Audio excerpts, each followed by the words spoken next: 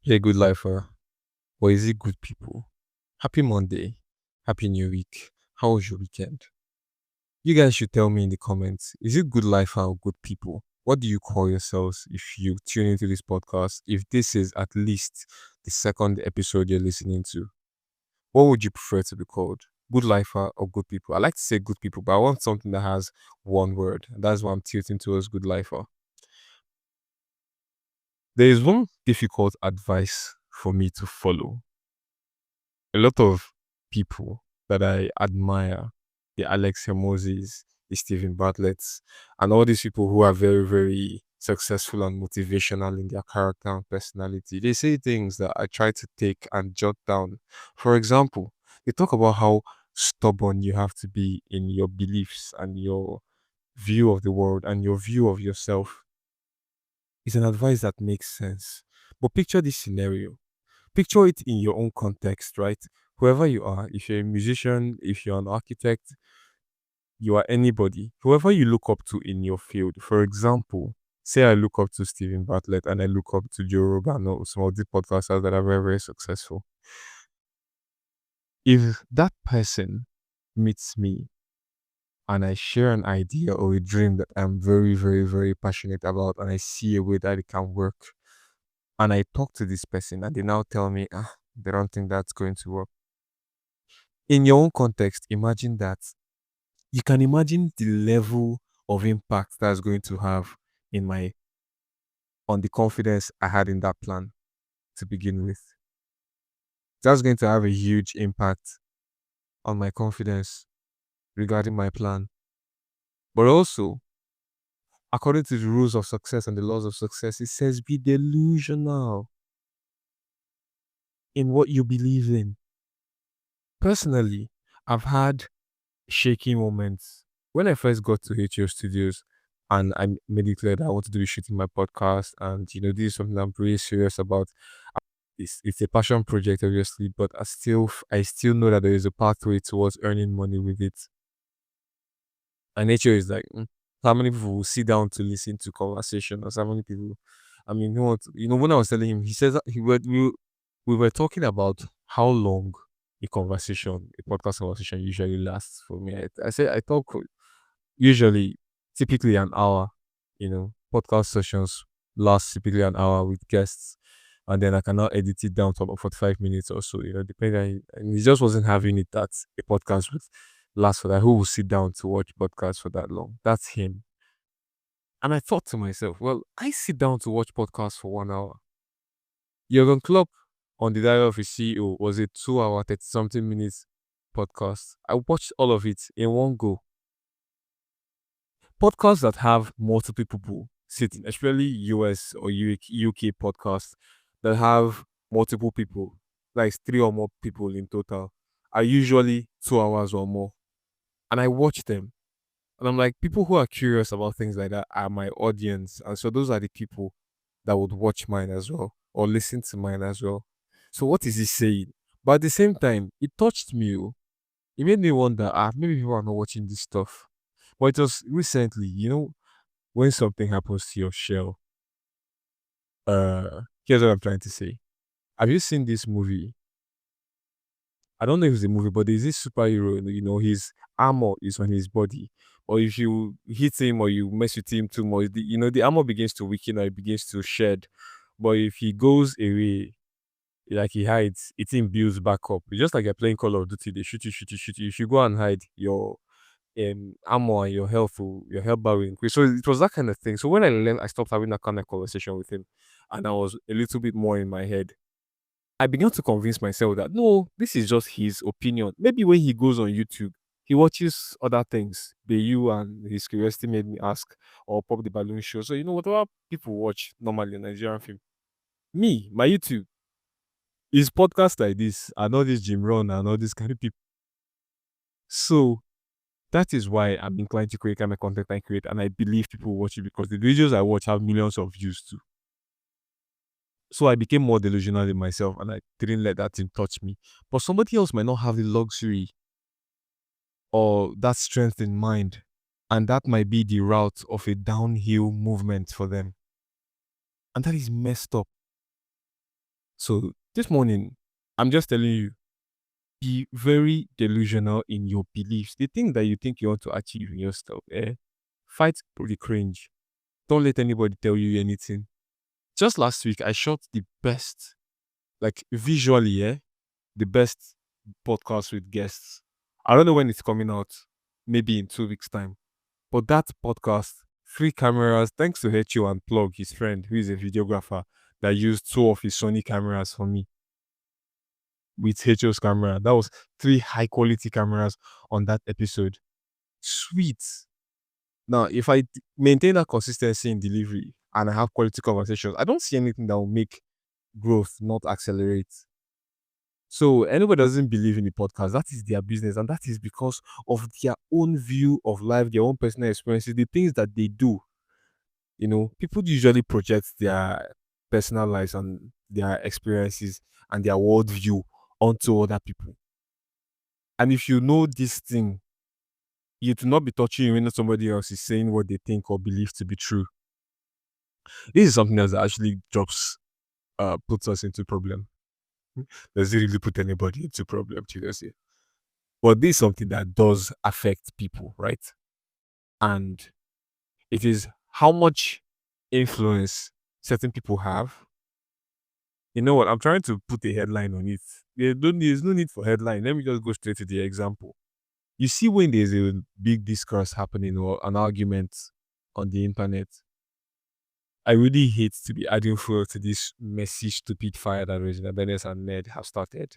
But I'll use as an example.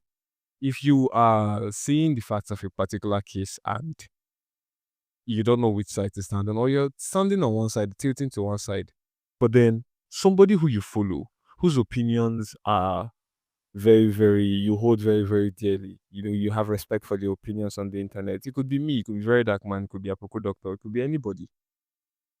If they come out and speak on an issue, hmm, it will affect your stance on that issue, or at least make you reconsider your stance, regardless of what your stance was before. If you think about it and investigate your mind clearly, you might also be able to find out that, or you might also discover that your stance was influenced by a few other people. Or, if not, it was influenced by your own thoughts, your own beliefs, how you analyze the evidence you saw. And that is what created your stance, which is the thing most of the time. Yes, it's as a result of your own biases and opinions and life experiences, but it is yours. And then when you now hear somebody come out now and say something different that you respect, whose opinions mean a lot to you, you can now start having shaky stance. So this happens. And I got the idea of this when I saw this guy. There's this actor. I don't know if you guys saw Living in Bondage. You saw Living in Bondage now, the recent Living in Bondage, not the 1999 one. The main character in it. I really have forgotten his name. Good actor. Great actor. He posted something like he did his own say on the Regina Daniels issue, and it was like on Regina's side. And I thought to myself, me, I don't know what his own like thing is, or why he's posting what he's posting. But there's a chance that you have he has personal affiliations, right? Maybe they are friends, or he knows her somehow, or there's some kind of connection. And this is just in this case. In a lot of cases where you see this one is doing something with this one is fighting this one, or this issue is going on. When people who have a following, people who have a voice are coming out to air their views, they are not your moral compass. The people you respect on the internet, in the world today, they are not your guide as to how you should see certain issues, because a lot of them know each other.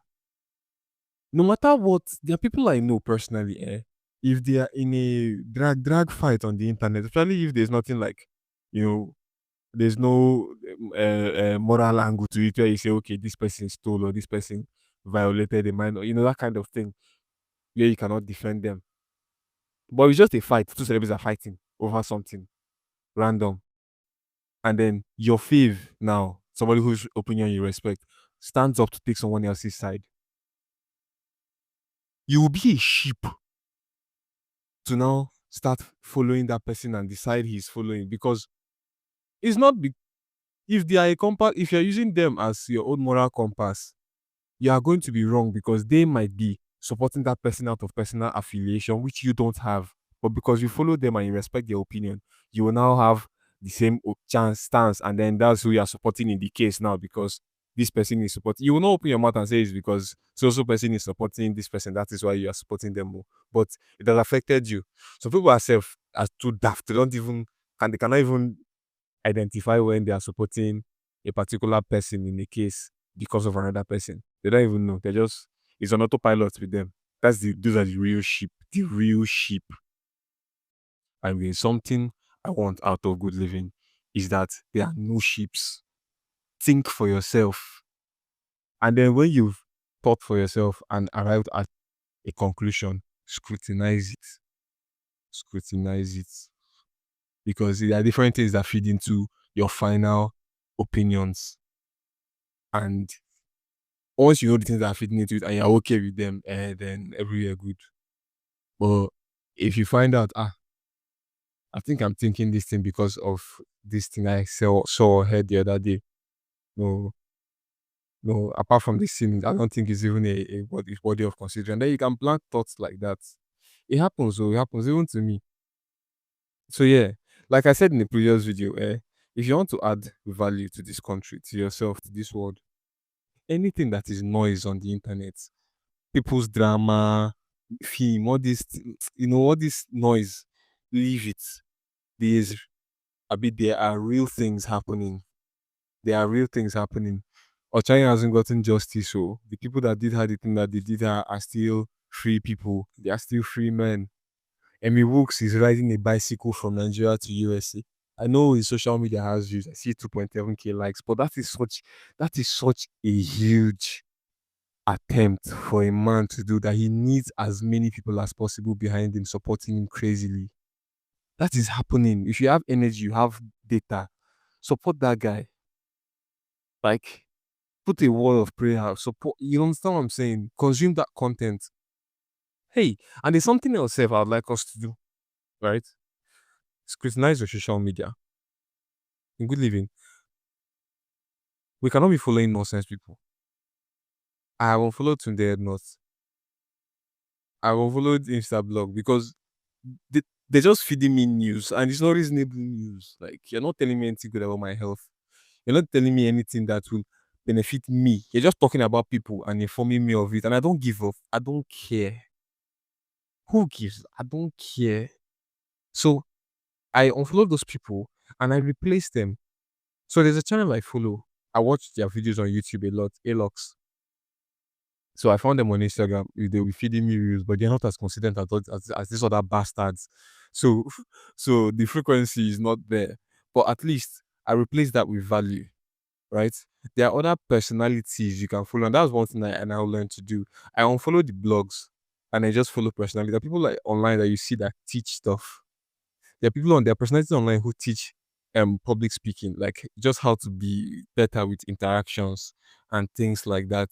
A lot of them I find them as guests on the podcast that I listen to and watch, and then I now follow them personally because how did they get on the podcast is by posting the value that they normally post on the internet that they now got to talk on the podcast that I saw them in. So I follow them on their socials and I just watch the daily value they provide in their reels and the things that they do like that. And I just replace tweak my social media so it's optimized for my own personal growth. So do your own like that. Leave entertainment first, honestly. Have a good week, guys. I love you.